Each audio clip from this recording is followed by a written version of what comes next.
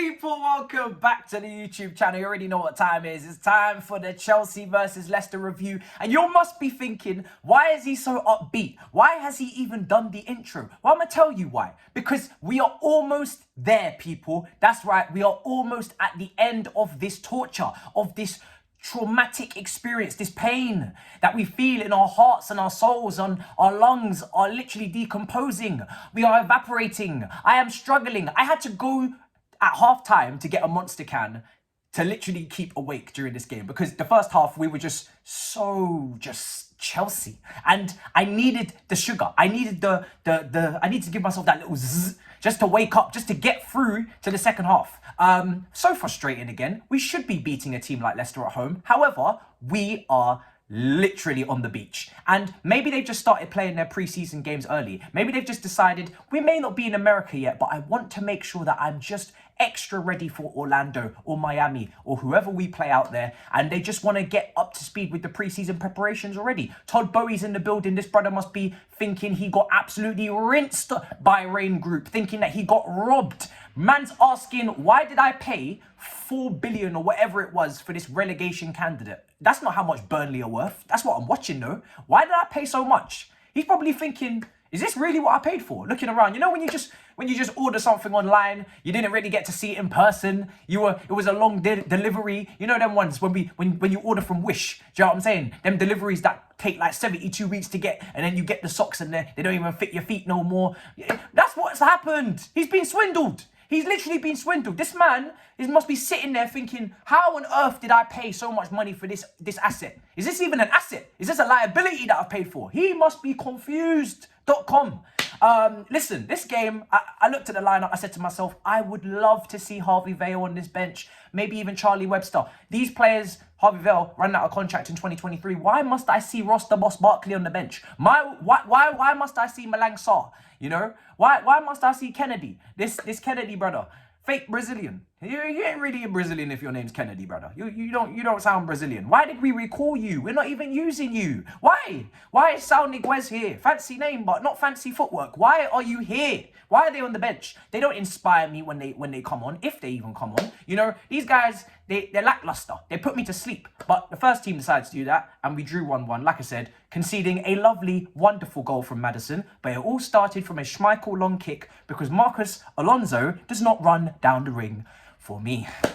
Marcus Alonso runs down the wing for you, but he does not run down the wing for me. And he does not run down the wing if it is towards the defence, only if it's towards the attack. And you saw that for the goal. But he was very slow to get out there to close down the attacker. And then obviously they cut it back for Maddison, who scores. And obviously this is fine though, because we don't need to have to defend. If you're a wing back, you can just score. And it was a great goal, but it was a brilliant ball from Reece James.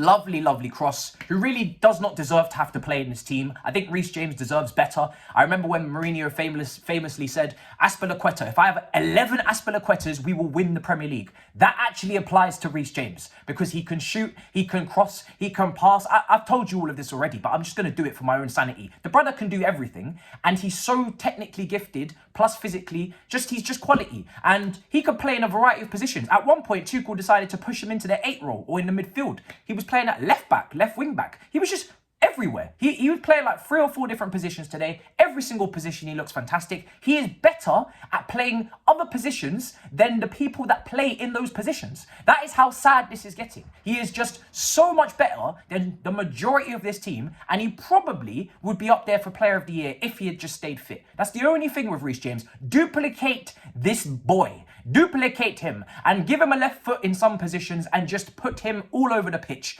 I'm telling you, we will eat like kings. We will eat like kings. But like I said with Alonso, he scored, lovely left foot, lovely connection, clutch coming in handy, but it actually was the reason why we were behind. So he sounds like, and I made this analogy on Twitch, I'm going to make it again because some of you aren't subscribed to Twitch and you really should be, you should follow. But if you have not, let me make the analogy for you again. Marcus Alonso is the kind of player that cheats on his wife. But then, when he is caught cheating, or conceding the goal, or giving away the penalty, he then buys a ring and asks her to marry him. And that's what he does. He cheats on you, you catch him in the act, but then he proposes. And he proposes with a smile on his face. He grins like this, and he says, will you marry me? And you're looking at him, you're like, I did want this, moment, this goal, thank you for the goal, but you actually just cheated on me like 5 minutes ago. Like, you literally just conceded a goal or had an individual error. And he's one of those players that even though you want to celebrate the goal and you want to get really happy and say, thanks, Marcus, and he does that cheeky smile like he did against that Leeds fan, and he's so shameless, kissing the badge when he scores after some sort of outbreak incident, you know. But you still have to leave this guy. You still have to get rid of him. You still have to ship him off to Barcelona because he is going to cheat on you again. If you haven't noticed, this keeps happening. And yes, in recent times, you could say that he's been better than usual. But guess what? It's not good enough. So thanks for the goal, Marcus, but you were the reason we conceded. And I don't have short-term memory loss. I am not Dory from Nemo. So for that reason, adios, as they say in Spain. So yeah. And then obviously we don't get the second goal. We never really want to conjure up any extra fancy fugazi business. We just decide that we're going to draw this game, despite the fact that Pulisic has one of the best chances I've ever seen. I think it was the miss of the season from Pulisic. Lukaku puts it across the box. The grass was not cut really low enough, it would seem, for Pulisic, because he decided that he was just going to completely miskick the ball from about 5 yards out and not score, not convert. A player that I have defended so many times, but also I'm very honest about that he is not the finished article, not the Messiah, not God, not Jesus, not Mary, not Joseph, not what some people claim him to be, the solution to all problems, not, oh, if we gave him more minutes, he would just put up Neymar numbers. No, this is not true. This is false. This is false, my darling. You could talk about goals to minutes ratio all you want to compare him with some of the others, but at the end of the day, the reason why some of the attackers don't get all of the minutes is because they are not consistent and not putting the ball in the back of the net when they should. And this is a classic example. So, yeah, sometimes you should judge a book by its cover. And the book says inconsistency. And that is what it is, the title of the book for Pulisic right now. So, again, great position that you took up, my mate, but you didn't put the ball in the back of the net. And we should have won the game, but I don't really care anymore. I'm not going to lie. I'm just getting through to the end of the season. That's why I'm so happy, so joyous. I'm such in a bubbly mood because it's nearly over. You know when you're about to get to the end of your prison sentence? That's what I feel like right now. I am literally just a few days away from getting out. And it doesn't matter if I've been beaten up today. It doesn't matter.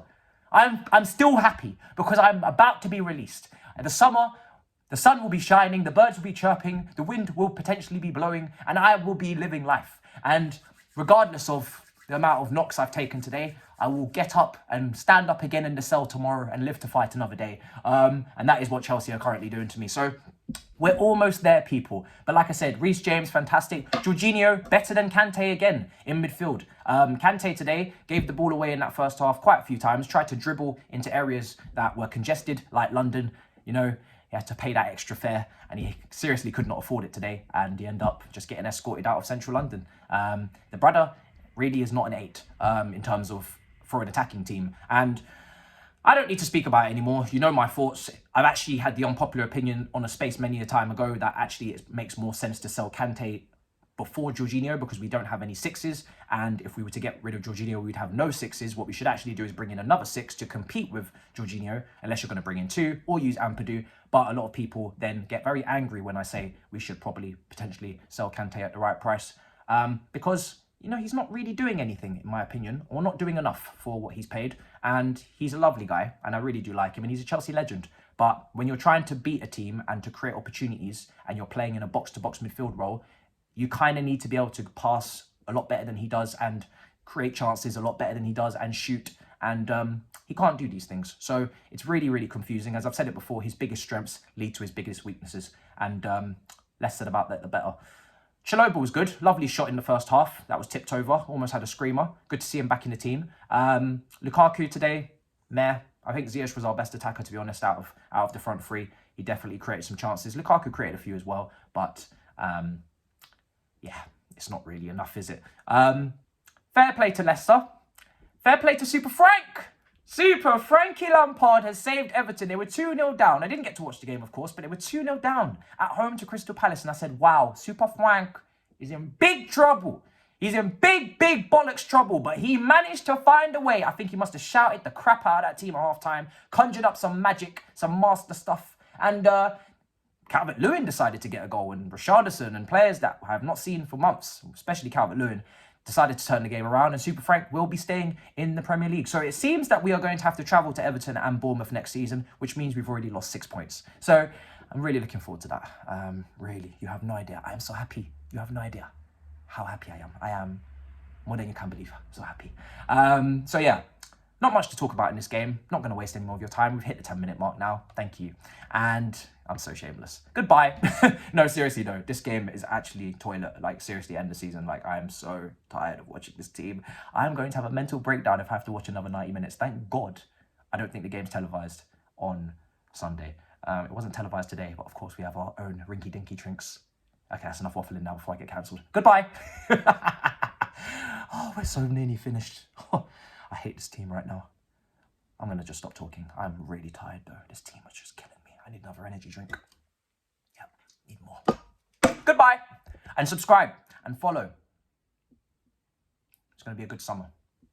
No football.